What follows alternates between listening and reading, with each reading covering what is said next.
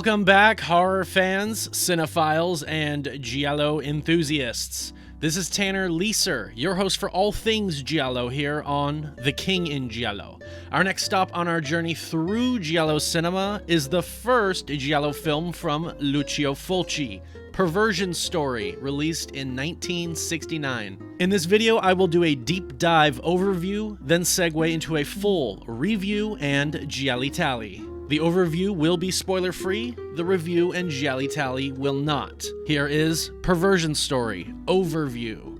Perversion Story is an Italian, French, and Spanish co-production. Its alternative title is One on Top of the Other. The film is directed by Lucio Fulci, who also wrote it along with Roberto Gianvitti and José Luis. Music is by Ritz Ortolani. The cast includes Jean Sorel as Dr. George de Maurier, Marissa Mell as Susan de Maurier and Monica Weston, Elsa Martinelli as Jane, Alberto de Mendoza as Henry de Maurier, John Ireland as Inspector Wald, Faith Domergue as Martha, Ricardo Cucciola as Benjamin Wormser, and Jean Sobieski as Larry. The plot follows George de Maurier, a wealthy doctor who runs a very successful clinic in San Francisco. His relationship is on the rocks, and he mostly leaves his asthmatic wife behind at home to be cared for, while he is off carrying on an affair with a photographer's assistant, Jane. She wants him to leave his wife and dedicate himself to her, and during their romantic trip to Reno, Susan, George's wife, dies due to an asthmatic attack. He comes home to discover that he is the beneficiary of a $1 million insurance settlement, or $2 million depending on which version you're watching, which comes at just the right time for George and his business plans. However, George is also a suspect in the case and is being tailed by an insurance agent. The plot thickens when George discovers that a stripper at a nightclub looks remarkably similar to his supposedly deceased wife. Is Susan really dead, and is George being set up, or is it all just a coincidence? The script for the film is heavily inspired by the Hitchcock film Vertigo, 1958, and more so than that, it is based upon the same source material for that film, D'entre les morts, by Pierre Boileau and Thomas Narcejac. Fulci knew better than to make the film appear as a remake of Vertigo, and so the similarities between the two are there, but they will not beat you over the head. The duplicitous nature of appearances is at the core of the story, and the protagonist is upset by the sudden passing of his wife, but not for reasons one would expect. Not for grief, but for concern of what this will spell for him in terms of being implicated for insurance fraud and his plans to begin anew with his mistress.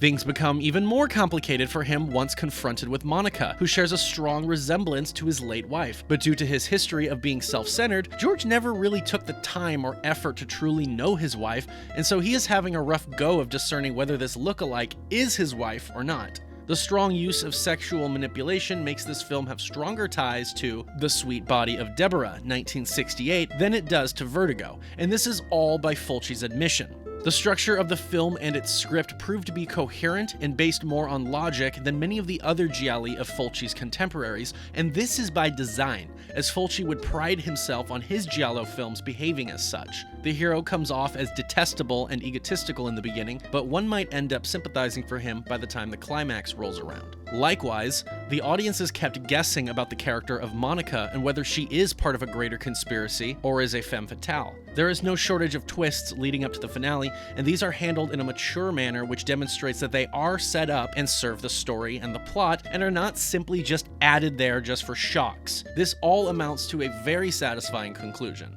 The direction is prime Fulci and has heavy use of stylistic shots which serve the theme and complement the dramatic narrative. Many of the techniques used here would be replicated in the coming decades by Brian De Palma. The production values are masterfully achieved thanks to the cinematographer Alejandro Ulloa, and the setting of San Francisco is brilliantly brought to life. The score works in tandem wonderfully with everything that is occurring visually. Ritz Ortolani was born in 1926, originally Rizziero, and began conducting for RAI Radio before scoring in 1954. He rose to fame on the film Mondo Cane, 1962, where he received his first of 2 Oscar nominations for the track More. His other film scores include The Virgin of Nuremberg, 1963, and Castle of Blood, 1964, both films by Antonio Margheriti, as well as Old Shatterhand, 1964.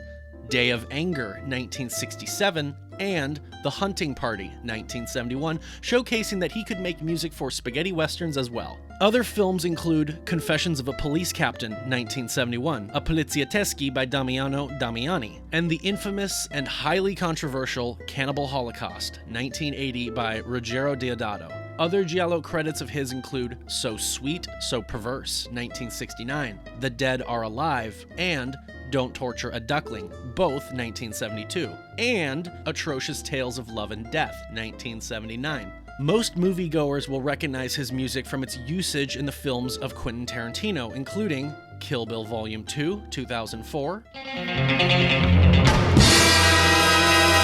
Inglourious Basterds, 2009,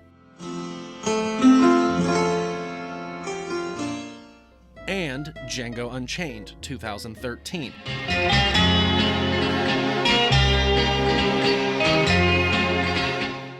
Ortolani worked throughout his life until he passed away in 2014. The cast is superb as well. Gene Sorel had already proved, and will continue to prove, that he is an expert at capturing the essence of the flawed and superficial male, most notably beforehand in The Sweet Body of Deborah, and later on in A Lizard in a Woman's Skin by Fulci, and The Double by Romolo Guerrieri, both of those 1971. Marissa Mell shows off not only her extraordinary body, but also her acting chops. She was born in 1939 in Austria and began in films in 1954. She appeared in Puzzle of the Red Orchid, 1962, A Crimi, French Dressing, 1964, and Casanova 70, 1965, by Marcello Monticelli. Mel was offered work in Hollywood, but she refused because she wanted to maintain control over her career. Her biggest role is arguably in Danger Diabolique, 1968, by Mario Bava, where, funny enough, if you'll recall from an earlier video, I mentioned that Gene Sorel was originally cast in that film back when it was going to be directed by Seth Holt in 1964. Well, coincidentally, Mel's role was originally cast for her co-star in Perversion Story, Elsa Martinelli. Unfortunately, most filmmakers chose to overlook her acting prowess and instead cast her in roles for her beauty, banking that she would get naked in later sexploitation films, and this only annoyed Mel and eventually made her bitter to the industry. Her other giallo credits include Devil's Ransom, 1970, and Seven Blood-Stained Orchids, 1972. She passed away in 1992 at the age of 53. Elsa Martinelli is well cast as George's lover. She was born in 1935 and began films in the early part of the 1950s. She was also beautiful and talented in acting, but she was able to land more lead roles because of her acting. She starred in Blood and Roses, 1960 by Roger Vadim, Hatari, 1962 by Howard Hawks, The Trial, 1962 by Orson Welles, and The VIPs, 1963 by Anthony Asquith. Her career began to slow considerably in the 1970s through to the 1990s, and her final appearance would be in the 2005 Italian television series Orgoglio. Alberto de Mendoza plays George's brother Henry, and this would be his first giallo role of many more to come. He was born in 1923 in Argentina and began as a child actor in the 1930s. He would be recognized in numerous genre flicks, including films such as Horror Express, 1972, The People Who Own the Dark, 1976, and many gialli, including Psych Out for Murder, 1969, The Strange Vice of Mrs. Ward, and A Lizard in a Woman's Skin, both 1971. He kept acting until he passed away in 2011. John Ireland was in The Insatiables, mentioned in the previous Forgotten Giallo Films entry, episode 11. Riccardo Cucciola won at Cannes for Best Actor for his role in Sacco and Vanzetti, 1971, by Giuliano Montaldo. He passed away in 1996. Lucio Fulci, the director, was born in 1927 in Rome. His career in film is a rather curious story. According to him, he began studying medicine, but a woman he was interested in had told him he should pursue films. Later, when she broke things off with him, apparently for being a broke medical student, Fulci endeavored to put all his chips into filmmaking to spite her. He started out as an assistant director and a screenwriter. During this time, he would form a close friendship with Stefano Vanzina. Attempting to make a name for himself and step out from Stino's shadow, Fulci directed his first film, I Ladri, 1959. Despite starting out directing musicals and comedies, one film would showcase Fulci's ability to delve into much darker films. Massacre Time, 1966, a spaghetti western written by Fernando De Leo. One of Fulci's favorite films he directed, which didn't do too well at the box office and also earned the reputation of being controversial, was Beatrice Cenci, 1969. In the world of giallo, Fulci got his start with helping to do the story for Riccardo Frida's Double Face, 1969, and Perversion Story is his first effort at directing one, but he would go on to direct Don't Torture a Duckling, 1972, and The Psychic, 1977. He would make a name for himself with international horror fans by directing Zombie, 1979, and then his Gates of Hell trilogy, City of the Living Dead, 1980, The Beyond, and The House by the Cemetery, both 1981. By now, Fulci had been associated with intense violence and extremely gory practical effects. This is highlighted in his next giallo, The New York Ripper, 1982, one of my personal favorites. This giallo would prove to be a bit too excessive for the average viewer, and after his next two films, Manhattan Baby and Conquest, both 1983, there were fears that Fulci might not have that it factor anymore. Unfortunately, Fulci would suffer with diabetes, which ate up a considerable amount of his finances and forced him to be unable to perform his job to the best of his abilities. Add this with the fact that his budgets were much smaller and his all-star team of collaborators and technicians were unavailable most of the time, and it becomes simple to see how and why Fulci's final films were not on par to the ones which established himself in the genre of Italian horror. Longtime rival Dario Argento attempted to kickstart a revival for Fulci by producing a remake of House of Wax, 1953, entitled The Wax Mask, but Fulci would not see the film through to the end, as his battle with diabetes finally came to a tragic end in 1996. Like Hitchcock, Fulci frequently makes cameos in his films, and in Perversion Story, he can be seen playing an expert of handwriting. There are three well-known edits of this film. The uncut Italian version is called Una Sol'altra and is 108 minutes long. The English-speaking edit, commonly called One on Top of the Other, is 103 minutes with cuts made to the sex scenes. The French version, Perversion Story, runs 97 minutes long and mostly has cuts to some of the expositive scenes while retaining the sex scenes. The film would go on to be a precursor thematically to the films Basic Instinct, 1992, and Body of Evidence, 1993. But I digress. On to the review. Spoilers ahead for those of you who haven't yet seen the film. You've been warned. My prediction for the movie's GialliTally score. At the moment of writing this, I have not yet seen the film, but I imagine this film will score somewhere upward of 400 to 450 points. I predict there will be a lot of nudity, which will no doubt give a lot of points. Beyond this, I don't know what to expect. My other predictions for the film are that the doppelganger is just a coincidence, or perhaps she is working with someone else to drive George mad and help seize his money. I will say that despite my prediction, I am prepared for the doppelganger to be George's wife Susan all along, because the tagline on my Blu-ray seems rather telling, implying that this was all a charade. Speaking of my Blu-ray copy, it too would not burn using my software I have. Other Blu-rays I have are still recognized, so I'm left to assume it is certain discs from certain distributors that don't want to be recognized by my software.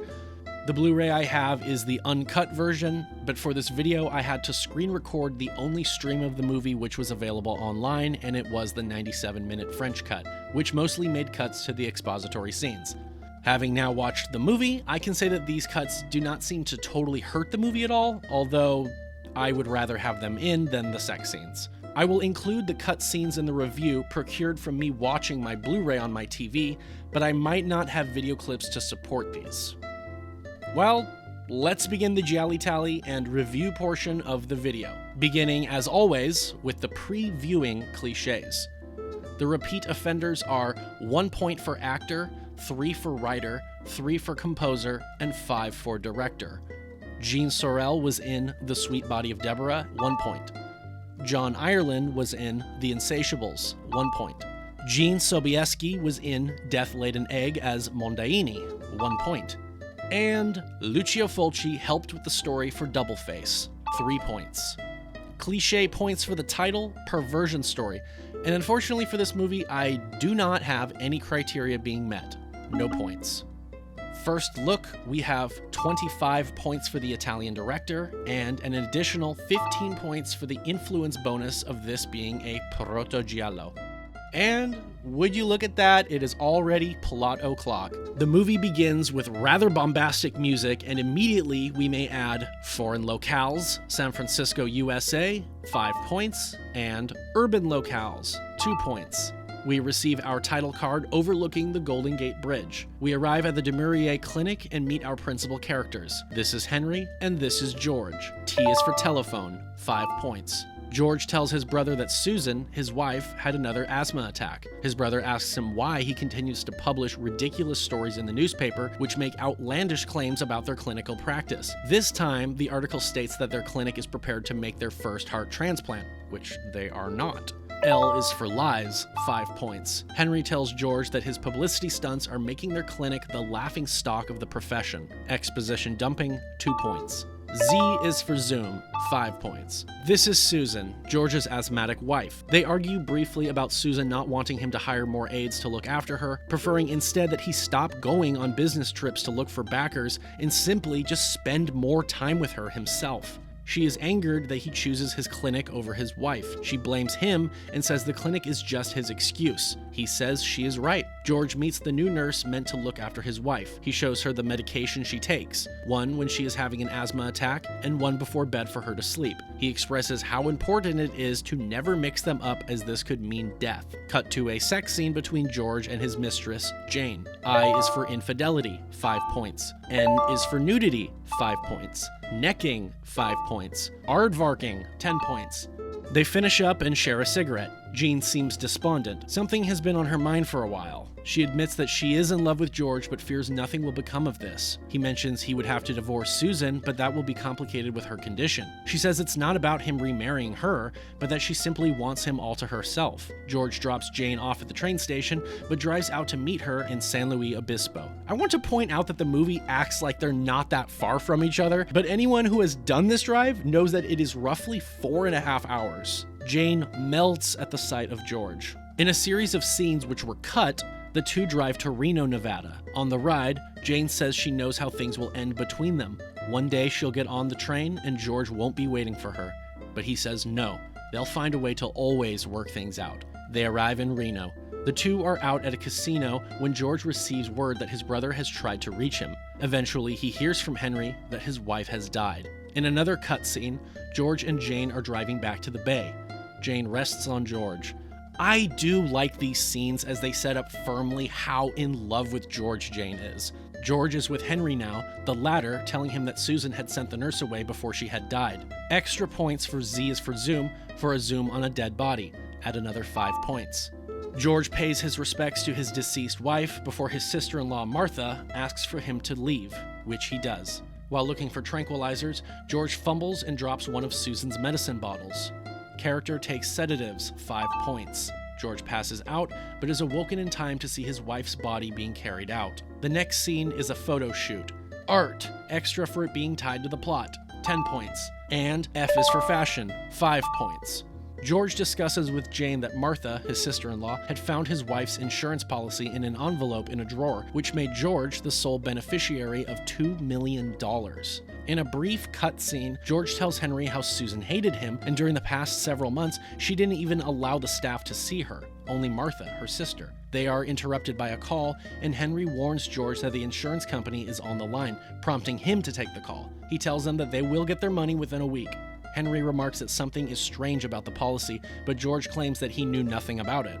George is having dinner with Jane, but excuses himself to go meet Henry, so he says. This agent is trailing George. He watches George enter this gentleman's club. The club is filled with fully nude or partially nude women dancing and swinging above. Gratuitous 70s dancing, extra if naked. 5 points. George has a seat, and Jane joins him, calling him out for not being in the clinic like he said where he was going. They settle in and watch the show, which involves a motorcycle. The dancer, to both of their dismay, looks remarkably like his late wife. Extra points again for Z is for zoom, for a zoom on eyes, 5 points. E is for eyeballs, 5 points. G is for gloves, extra for them being black, 10 points. They watch as the striptease goes on. It ends. Jane asks why George doesn't simply ask her what her name is, but he says he already knows her name. Monica Weston. He explains how he received an anonymous call earlier, and the caller told him to turn around, where he found an ad for the nightclub featuring Monica on it. They then see Monica as she walks out. She joins them at their table, but George and Jane are speechless. Monica is bored with their silent staring and leaves. George mentions that Monica has green eyes, but his wife had brown eyes. George calls Monica from a payphone. We don't hear the conversation, but he picks her up and the two head over to her place. They are moments away from having sex, but George is stunned when he spies an identical bottle of tranquilizers to the one he accidentally knocked over after his wife died. He has a few flashbacks of the bottle and seeing his wife on her deathbed. He approaches her, but hesitates. She gets out of bed and kisses him. She drops to her knees in the most suggestive sequence I feel like I have ever seen. It cuts right before she takes his pants off. More aardvarking and necking, but I only count these the once.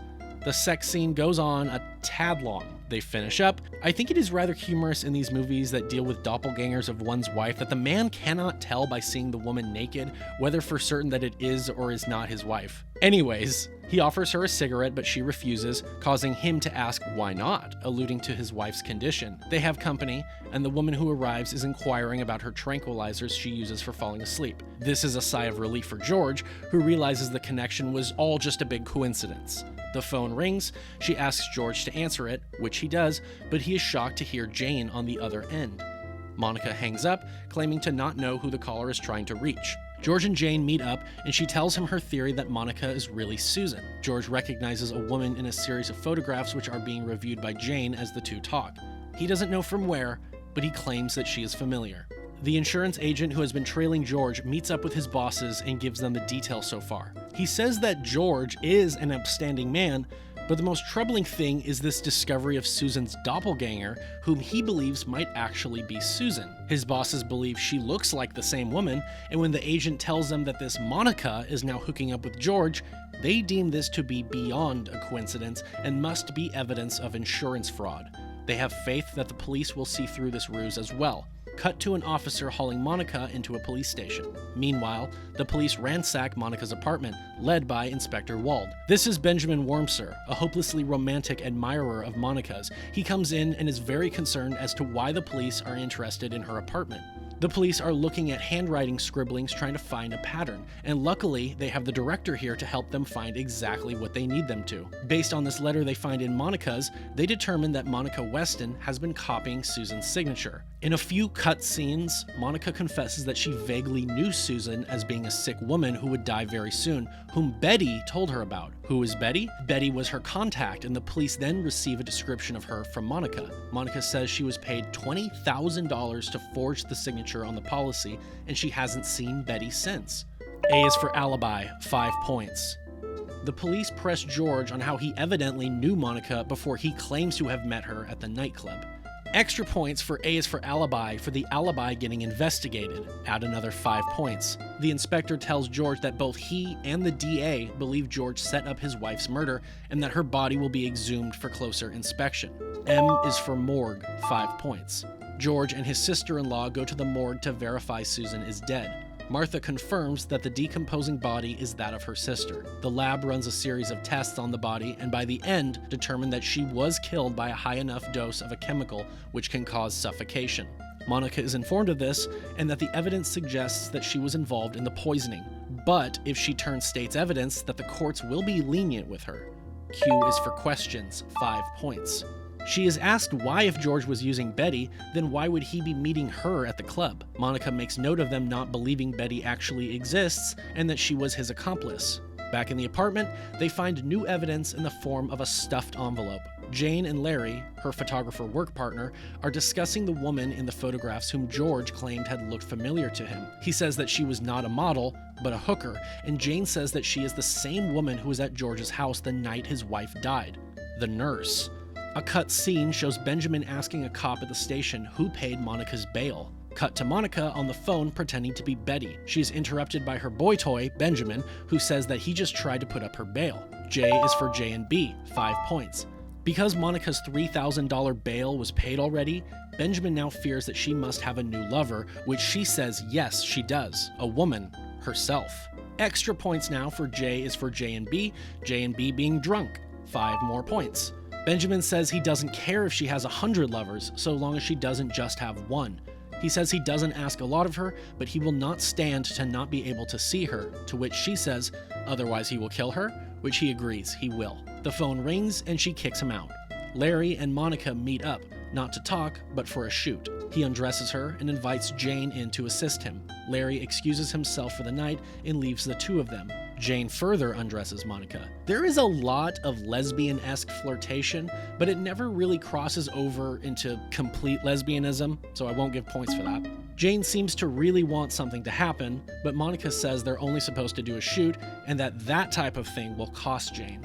Jane says that's no problem. She turns the lights off and approaches Monica, but before anything happens, she flicks on the photos of the woman, which startles Monica. Monica claims she doesn't know who it is. Jane says her name is Elizabeth O'Neill, or Liz. She says the two of them were friends and did work together at a nightclub, and that she knows this for a fact. Monica yields and asks her to turn it off. Jane now says that she wants her to put them in touch with the girl. George then walks in and says he wants to find Elizabeth. He asserts that he did not kill his wife. He says she knows a lot more than what she's telling than what she told the police. The inspector questions George now about this woman, Elizabeth, whom George claims must be responsible. The inspector points out that the three women, Betty, Monica, and Elizabeth, have no motive to have killed his wife. The inspector asserts that the insurance money is a good enough reason, and then he says blackmail has played a part. He says that Monica told them the rest of the story and that it was her who called George the night he went inside the nightclub. He says the next day Monica was $10,000 richer, but George denies having ever paid her. But the inspector pulls out the fat envelope found inside Monica's apartment. He says there was a fingerprint on it which they are analyzing, and if it matches George's, then he will be condemned to a gas chamber. A cut scene where the inspectors are searching for Monica as she is the key to everything. She can either save or condemn George. They mention that she may already be dead. Inside Monica's, they find Benjamin talking to himself, upset that Monica has left him for someone. The inspectors humor bringing in Benjamin to get his story about Monica, and mention that if she's fled the state or the country, that they may need to get the FBI or Interpol involved. Cut to Henry visiting San Quentin State Prison. Monica is dropped off at a post office where she uses a key to unlock a safety deposit box and retrieve an envelope. Monica then rips her blonde wig off and removes green eye lenses, proving herself to be Susan this whole time. U is for undercover, 5 points. Character faked their death, 5 points. Susan presents her passport and boards a plane to Paris, France. In San Quentin Prison, Henry and George are discussing the predicament. Henry highlights that because of the insurance payout, which George used to pay off the clinic's debt, it was almost as if they had received an interest-free loan. But George says he will pay the interest on the loan with his life. Henry says he knows George is innocent, and no one will suspect himself even as the inheritor of the clinic.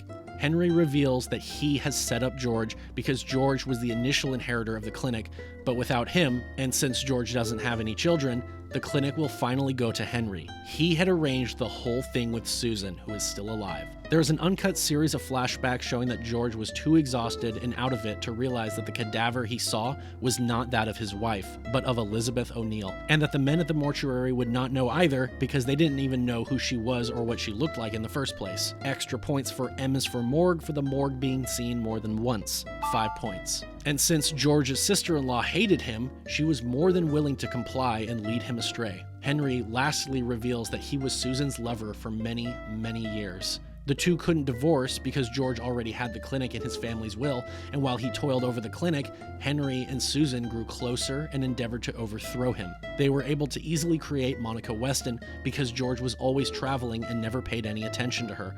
Susan became very successful as a stripper, and they were able to create the character of Betty as well. Susan also was faking being sick this whole time. The errors in their plan, like the ink blotter and the envelope, were also carefully crafted parts of the plan. Henry tells George that even though he may receive a 24-hour stay of execution, this will only prolong his own suffering, and because George has spent a lifetime fabricating tabloid stories for his clinical practice, his own attempts at trying to tell the truth of what Henry has just told him here will only come off as yet another grand fabrication. Henry leaves George.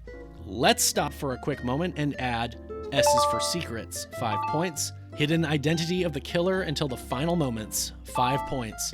Someone else is believed to be the killer, aka mistaken identity, 5 points. Extra points for L is for lies, for someone lying about their alibi. Add another 5 points. On the radio, we hear that George will either be executed tomorrow or he will receive the chance for a retrial. George's lawyer, Arthur, is discussing the execution and possibility of a retrial. The main information they need is whether Monica is in fact Susan, as George claims now that she is. The inspector is questioning Martha and a couple of the housekeepers. Martha refuses to speak against the memory of her sister, and the housekeepers cannot think of anything amiss that had occurred that night. The situation looks pretty grim for George, and his death seems imminent. Back in the morgue, the mortician tells them that he cannot help based off of a photograph alone, but if they can get Susan's dental records, he can match them with the cadavers. Airplane, extra if characters are seen on the plane, 5 points. R is for reporter, 5 points. The dental records are acquired, odd clue, 5 points. George is moments away from his execution. The dental impressions are, however, identical to the cadaver, but Arthur, Jane, and the inspector believe that since the dental records came from the Demurier clinic, that Henry must have substituted the dental records. While discussing things, Jane feels faint and passes out. Larry admits he gave her something so she could sleep. Add extra points for sedative being taken with alcohol, 5 more points, and drugs being administered against someone's will, 10 points. Henry arrives in Paris and goes into a restaurant. The gas chamber is ready to go. George is brought in and prepared for his execution. P is for priest, 5 points. George is then locked inside the gas chamber. His heartbeat is heard pounding as the executioner waits to initiate the lethal gas. A reporter is now relaying what has happened. George was brought in 30 minutes earlier. Cut to Susan meeting Henry in the restaurant, but the two of them are gunned down by Benjamin. O is for obsession, extra for the killer being obsessed, 10 points. The killer is killed by someone, 10 points. The reporter then tells how Henry and Susan were killed in Paris, and Susan's identity was discovered. The telegram reaches San Francisco, and George's execution is halted. The end. And that's Perversion Story. This is a very underappreciated giallo. I see why Fulci admires it as one of his best scripts. The story is very grounded in its logical manner of unfolding the events, and the conspiracy angle is masterfully crafted. This is one of these giallo that is focused on a mystery hinged on whether someone has actually died or not, and there is a doppelganger, very similar to Double Face. I think personally, I prefer Double Face, but I acknowledge that this script is better and one of the best scripts ever written for a giallo. I can't explain why I like Double Face better. Maybe it's because it feels like a noir. Whatever. I digress. Let's segue to the GialliTally cliches for this movie. Post-giallo viewing cliches. The reason for the killings. There is a major caveat here. The reason behind the main story's mystery plot is because of greed and gain, but the reason behind the actual kills at the end is due to obsession. I can only choose one, and though I should maybe only focus on the main plot, I will go with the one that earns the most points, which is obsession, 7 points. The reason for the investigation. Again, we have two plots. The police investigation and George's. George's is because of obsession as well and is worth more, so 10 points. George is also an amateur sleuth, so an additional 5 points. Bonus points. The style bonus. Honestly, this movie does not go overboard like some previously reviewed gialli in terms of the style. There are enough staples throughout, but there are also a great deal of the stereotypical tropes missing. I don't recall seeing any first-person POVs or colored lights. This movie doesn't really need it, honestly. We have some slow zooms, some crash zooms, and a stylistically shot sex scene, but this film is way more focused on its logical script than trying to overdo the style. And so, for 25 maximum points possible, I will give Perversion Story 12 points for its style bonus. Soundtrack. Oh, indeed, 15 points. Bad effects? No bad effects, actually, so no points. Final look. Extra points. The Deadpool tallying how many kills and deaths are featured in the film. I break it down as thus: 10 points per kill or death scene for the main Deadpool, plus any stylistic kill multipliers, which we didn't add yet, plus the knife kill bonus, which we don't have one. We have Elizabeth O'Neill, who is poisoned. There's no extra points for that, so just 10 points. Henry Demurier and Susan Demurier, both shot. No extra points for that. 20 points total for their deaths. Extended Deadpool for those deaths mentioned but not seen. I'll give 3 points for each. We don't have any. Red herrings for the total number of legitimate suspects in the film. 5 points per legit suspect are awarded. Let's see. I will say Susan Demurier, 5 points. George Demurier, 5 points. Jane Bleecker, 5 points. Martha, 5 points. And Henry Demurier, 5 points. Flashback sequences, 5 points each. There are quite a lot. 1, 2, 3, 4, 5, 6, 7, 8, 9, 10, 11, 12, 13, for a total of 65 points for flashbacks. Nudity, I award 5 points for ass, 7 for breasts, and 10 for genitalia. Breasts and ass, 12 points. Let me just say, this was very difficult because of the nightclub scene. I tried to not tally the same person twice in the scene, so what I came up with is 5 completely topless women in the nightclub, 2 on the swings, 3 atop tables dancing, plus the 2 instances of asses seen. Add Monica's booty here, then after I'll add 4 more pairs of breasts and 1 more ass. This is difficult. Why did I do this? That's 35, plus 10, plus 5, plus 28, plus 5 again. 83 points in the nightclub. Monica, breasts, ass, 12 points. Sex scene, ass, breasts, 17 points. There are more than 9 instances of this model topless, but damn it, I'm only counting this once. 7 points. Monica again, breasts, 7 points. Nudity, total of 138 points. Fuck me. Why does the nudity have to carry the points for these movies? Ladies and gentlemen, for Perversion Story, I awarded the film an A to Z score of 17 out of 26. With the bonus points for these, we have a modified score total of 125 points. And for the full GialliTally score, I award Perversion Story a GialliTally score of 571 points. Compared to Double Face with 539 points, Perversion Story is now the new leader for the GialliTally, with Orgasmo in 3rd with 484 points, The Girl Who Knew Too Much in 4th with 452, Blood and Blacklace in 5th with 422 points, and Libido in 6th with 407 points. I predicted that the movie would end up getting around 450 points, so I'm kind of shocked to see it steal the first place position, but not really. I knew there was going to be a good amount of nudity, and as I'm discovering very quickly, excessive nudity in these movies does a lot of the heavy lifting in the GialliTally. But like I've stated before, these points don't mean a movie is better or worse. Don't forget the audience submissions. For these film reviews, I will be accepting memes you, the viewer, submit to me, created from still shots or GIFs from the movie with some accompanying text. The best ones I will feature in the follow-up video whilst giving you a shout out for your submission. I will also separately be accepting the best still shots from the film, inspired by the idea of every frame being a painting. This portion will be called Giallo Shots. Submit any of your memes or best film frames for Perversion Story to me at icaruscrispy@gmail.com. If you do, please leave a comment in any of my videos letting me know you've sent a submission, because otherwise I don't really check the email. Please like this video, share it with your friends if they are horror fans or cinephiles, or you want to get them into Giallo. Subscribe to The King in Giallo if you haven't yet, and if you have any questions, thoughts, curiosities, or concerns, leave those below in the comment section and I will get back to you. Give The King in Giallo a follow on Instagram and a like on Facebook. Next time on The King in Giallo will be the Forgotten Giallo Film Series, Episode 12, 1969, Part 3, and then the overview, review, and GialliTally for the 1969 proto-giallo, So Sweet, So Perverse, directed by Umberto Lenzi. Thank you all very much for your continued support. This is Tanner Lieser for The King in Giallo, and if nothing else, I'll see you next time.